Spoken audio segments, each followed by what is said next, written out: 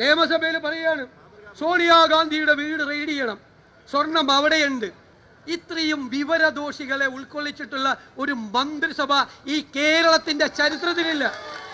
ഇവരെ പോലത്തെ ആളുകൾ മന്ത്രിമാരായിരിക്കാൻ യോഗ്യതയുള്ളവരാണോ? അസംബന്ധം പറയാൻ നിയമസഭയിൽ കയറിയെന്ന്. എന്നിട്ട് നിയമസഭയിൽ എങ്ങനെ പ്രവർത്തിക്കണമെന്ന് പ്രതിപക്ഷത്തിന് ക്ലാസ് എടുക്കുകയാണ്. ആര്? മറ്റേ അണ്ടർവെയർ പുറത്ത് കാണിച്ച് മുണ്ടു മടക്കി കൊത്തി ഡെസ്കിന്റെ മുമ്പിൽ കയറിയിരുന്ന് ഈ സാധനം മുഴുവൻ തല്ലിപ്പൊളിച്ച ഒരുത്തരാണ്. നമുക്ക് ക്ലാസ് എടുക്കുകയാണ് ഈ സണ്ണി വക്കീലിനും എനിക്കൊക്കെ.